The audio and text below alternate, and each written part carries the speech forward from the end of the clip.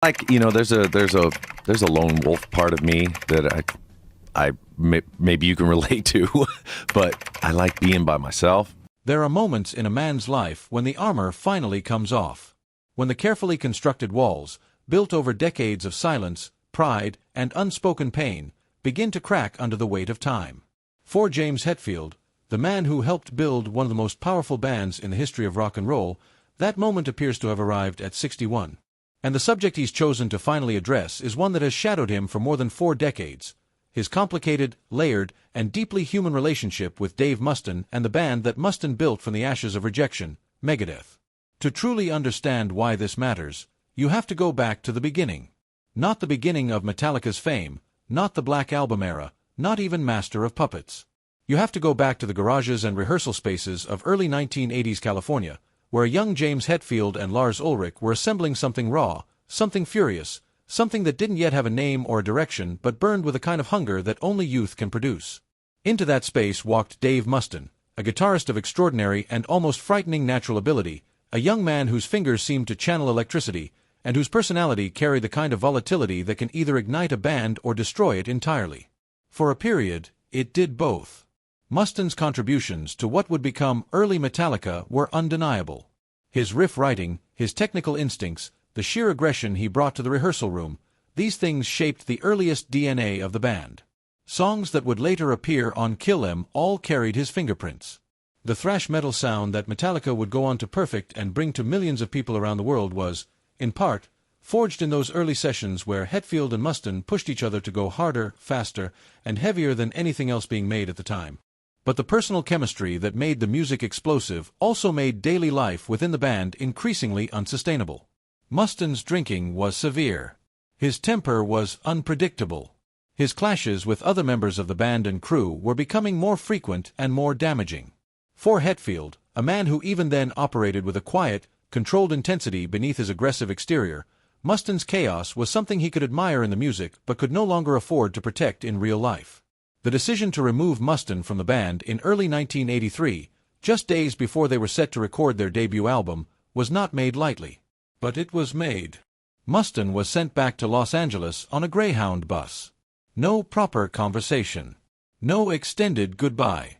Just a hard and abrupt ending to something that had barely gotten started. The pain of that moment did not fade for Mustaine. If anything, it calcified into something that would drive him for the next several decades. He built Megadeth as a response, as a declaration, as an ongoing argument that he had been wronged and that he was more than capable of proving everyone who had dismissed him absolutely wrong. And prove them wrong he did. Megadeth became one of the most technically accomplished and creatively ferocious bands in the history of heavy metal. Their catalog, from Killing Is My Business through Peace Sells, from Rust in Peace through Countdown to Extinction, stands as an extraordinary body of work by any honest measure. Meanwhile, Hetfield said almost nothing publicly about any of it for years. That was always his way. Where Mustaine externalized his wounds, wore them openly, and used them as fuel for interviews as much as for music, Hetfield turned inward. He processed quietly. He wrote. He recorded. He toured.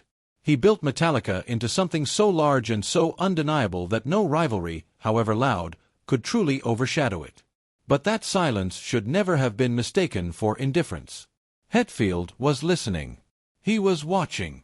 And according to those who know him well, the situation with Mustaine never entirely left his thoughts.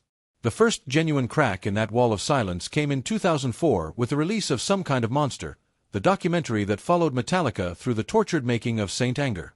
In the middle of that film, which was already extraordinarily raw in its portrayal of the band's internal struggles, came a scene that nobody expected. A face-to-face meeting between Hetfield and Mustaine, sitting across from each other for the first time in over 2 decades. What unfolded on camera was not comfortable viewing. It was not a reconciliation scene.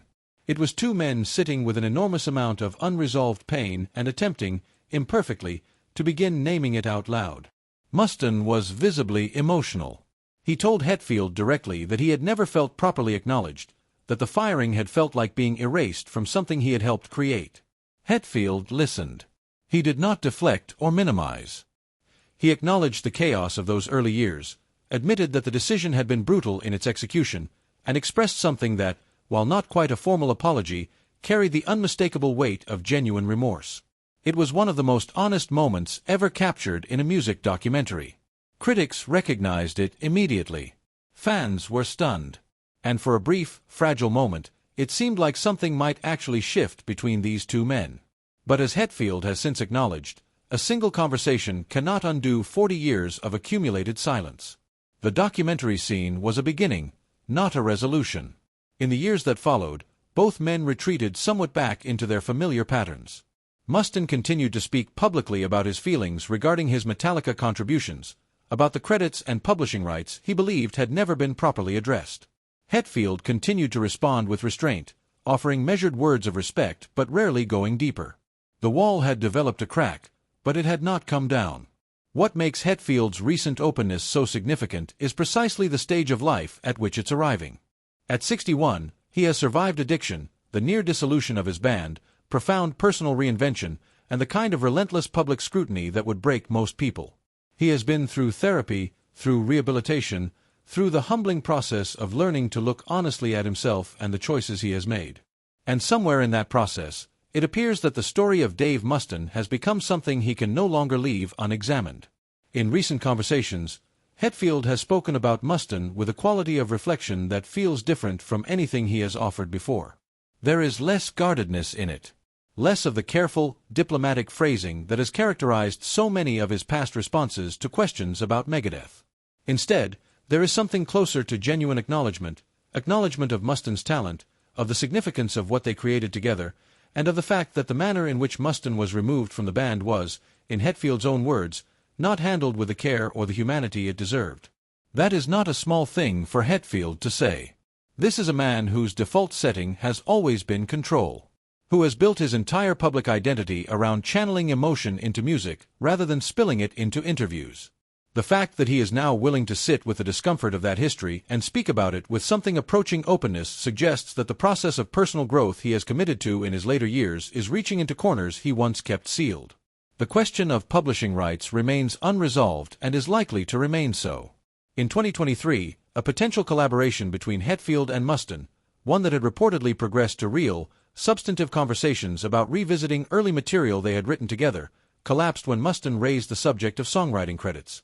According to Mustaine, Hetfield went quiet. The project died in that silence.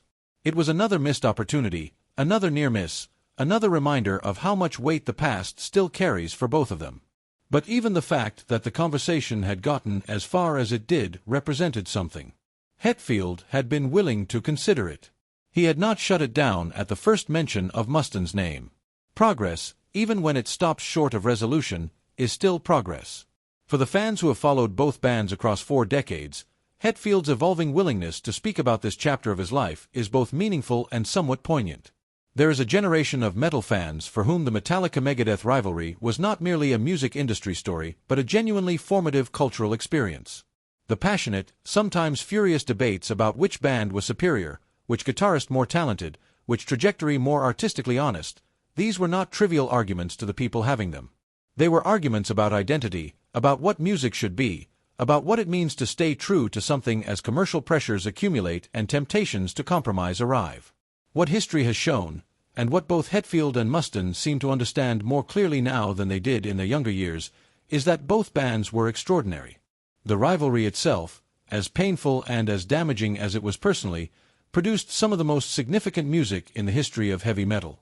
The competitive fire between them pushed both men to dig deeper, write harder, and perform with a commitment and intensity that might not have existed if they had simply gone their separate ways without the animosity. There is a version of the story in which the rivalry was not just a tragedy but also, in a strange and complicated way, a gift to the music and to the fans who received it. At 61, James Hetfield seems to be arriving at something like that understanding. He is not, by any account, a man who has made peace with everything. The wounds are too old and too deep for that. The unresolved questions around songwriting credits alone represent a knot that may never fully be untied. But there is a sense, listening to him speak now, that he has stopped trying to outrun the past and started, finally, to sit with it. To look at what happened with Mustaine not as a chapter he needs to defend or explain away, but as a genuine and defining part of his own story, one that shaped him as a musician, as a leader, and as a human being. Dave Mustaine, for his part, has never pretended that the wound healed cleanly. He has spent his entire career wearing that wound publicly, and in doing so, he has produced music of devastating emotional power. His willingness to remain raw, to refuse to smooth over the pain for the sake of appearances, has always been both his greatest creative asset and the thing that has made full reconciliation so elusive. But Mustaine, too, has aged into a deeper self-awareness. He has spoken in recent years about wanting peace, about hoping that the final chapter of his relationship with Hetfield might be written with something other than bitterness. Whether that final chapter ever gets written remains to be seen. The music industry is full of feuds that outlasted the energy needed to sustain them, and full of reconciliations that arrived too late or not at all.